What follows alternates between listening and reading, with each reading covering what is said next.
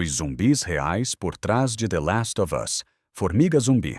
Esse é o apelido do Ophiocordyceps unilateralis, o fungo que inspirou a franquia The Last of Us, descrito por volta de 1865 pelos micologistas franceses Louis René e Charles Tulasne, a partir de espécimes coletados nas florestas tropicais do Brasil.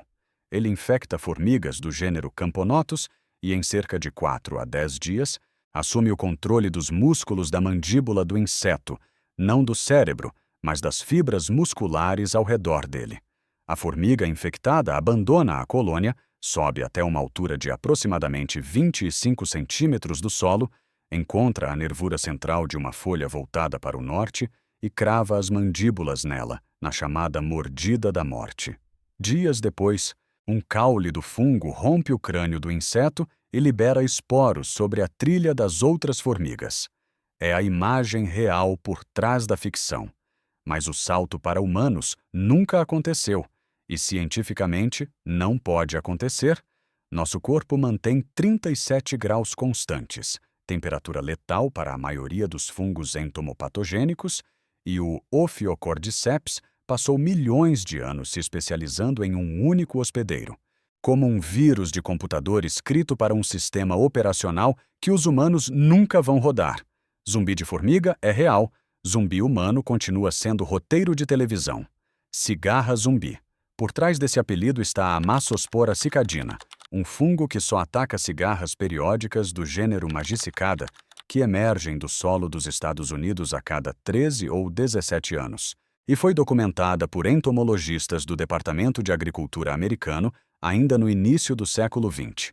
O fungo dissolve e substitui o abdômen inteiro da cigarra por um bloco compacto de esporos, chegando a consumir cerca de 1/3 da massa corporal do inseto, que continua andando, voando e tentando acasalar com a parte de trás do corpo praticamente removida. Em 2019, pesquisadores da Universidade de West Virginia identificaram catinona na composição química do fungo, um estimulante da mesma família de compostos encontrados na planta cat e quimicamente aparentado às anfetaminas. É provavelmente essa substância que mantém a cigarra hiperativa mesmo mutilada, funcionando como um carro que continua acelerando com o motor pela metade.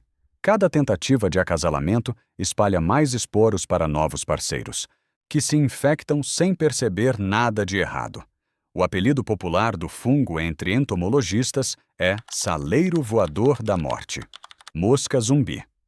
O responsável por ela é a Entomophthora muscae, cujo nome vem do grego e significa literalmente destruidora de moscas, um fungo descrito ainda no século XIX pelo botânico alemão Ferdinand Kohn. Ele infecta moscas domésticas em todo o mundo e força o inseto a subir até o ponto mais alto disponível, um comportamento chamado doença do cume, antes de fixar a probóscide na superfície com uma espécie de cola biológica.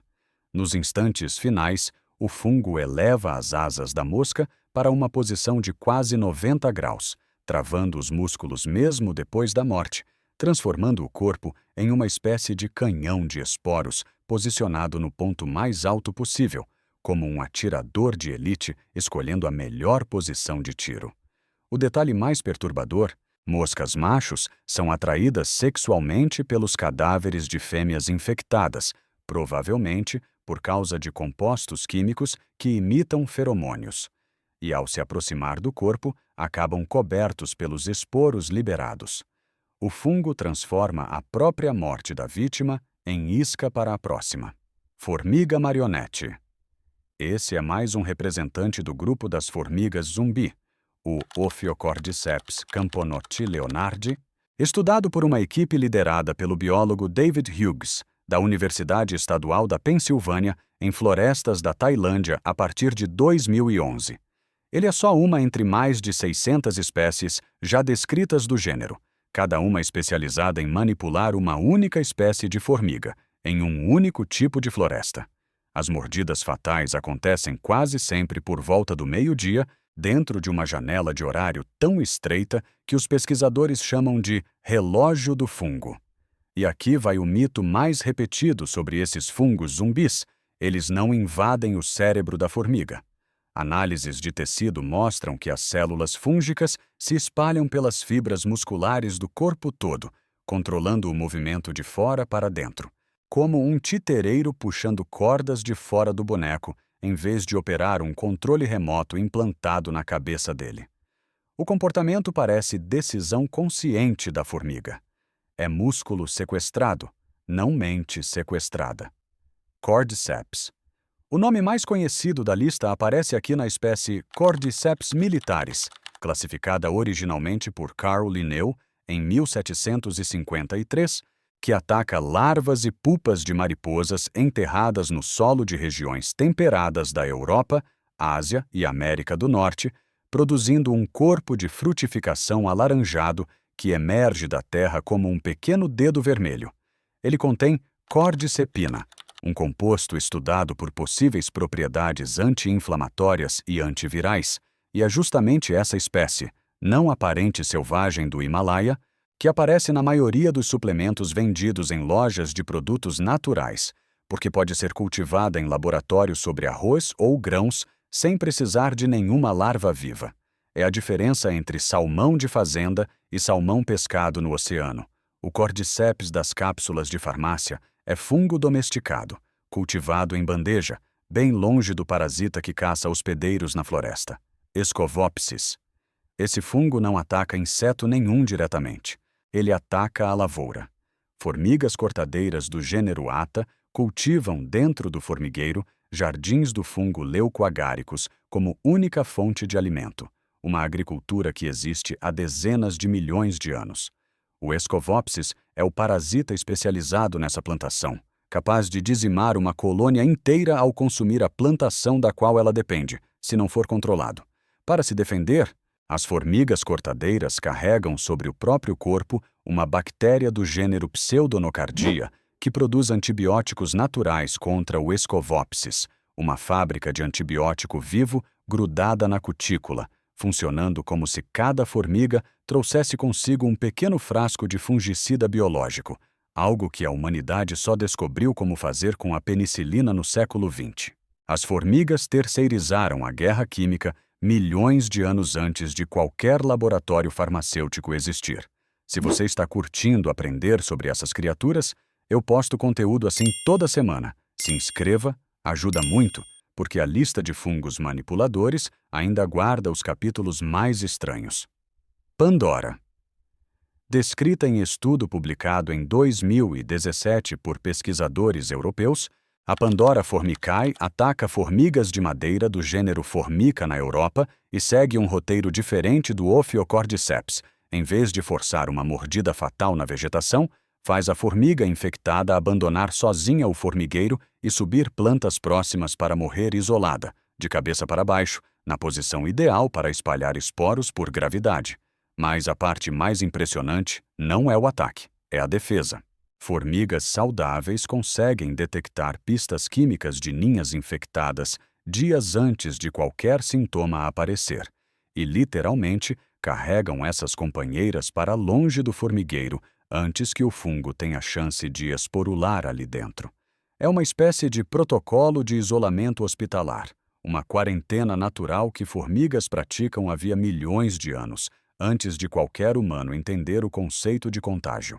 Gafanhoto zumbi. Por trás dele está o Entomophaga grilli, documentado desde o final do século XIX como causa de colapsos súbitos em populações de gafanhotos nas planícies da América do Norte e que provoca o mesmo tipo de doença do cume vista em moscas.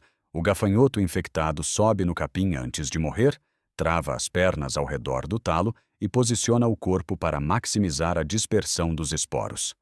Em anos de surto, o fungo pode eliminar a maior parte de uma população de gafanhotos em questão de poucos dias, um colapso rápido o bastante para ser confundido com uma praga misteriosa antes de cientistas identificarem a causa fúngica. Por causa desse poder de destruição em massa, pesquisadores estudam o Entomophaga grilli como possível agente de controle biológico contra pragas de gafanhotos e gafanhotos peregrinos que ameaçam plantações inteiras, um enxame autorreplicante que ataca só uma espécie, sem precisar de nenhum avião pulverizador. Yartsagunbu. Esse é o nome popular, em tibetano, do Ophiocordyceps sinensis, encontrado acima de 3.500 metros de altitude, no Planalto tibetano, e citado em textos de medicina tradicional tibetana e chinesa há séculos. Yartsagunbu significa grama de verão, verme de inverno. Ele infecta lagartas de mariposas fantasma enterradas no solo, mumifica o hospedeiro por dentro e faz brotar um caule escuro para fora da cabeça da larva morta, colhido à mão, uma a uma, por catadores locais todas as primaveras. É o fungo parasita mais caro do planeta. Exemplares de primeira qualidade chegam a valer cerca de 3 vezes o preço do ouro por grama nos mercados chineses, apelidado de Viagra do Himalaia por causa de um suposto efeito afrodisíaco nunca comprovado cientificamente. A escalada de preço transformou a colheita em disputa real por território nas montanhas do Tibete e do Nepal, com comunidades inteiras dependendo da temporada de coleta para sobreviver o ano inteiro. Beauveria. O primeiro fungo entomopatogênico já estudado cientificamente foi a Beauveria bassiana, descrita em 1835 pelo naturalista italiano Agostino Bassi, depois de investigar uma doença que dizimava a indústria de seda europeia. A prova, décadas antes de Pasteur, de que um micro-organismo podia causar doença sozinho. A Beauveria bassiana não é especialista em uma única vítima como o Ophiocordyceps. Ela infecta uma variedade enorme de insetos, cresce através do exoesqueleto e cobre o cadáver com uma camada de esporos brancos, o chamado mal branco da seda. E aqui está a virada final da lista. Em vez de virar pesadelo de ficção científica, esse fungo é hoje cultivado em massa e vendido como biopesticida orgânico, pulverizado em plantações do mundo inteiro para matar pulgões, besouros e mosquitos sem afetar humanos, mamíferos ou abelhas quando usado corretamente. A mesma biologia de sequestro de corpo que inspirou o horror de The Last of Us está, agora mesmo, protegendo lavouras de alimento na sua região. Se isso despertou sua curiosidade, se inscreve para não perder os próximos. Valeu!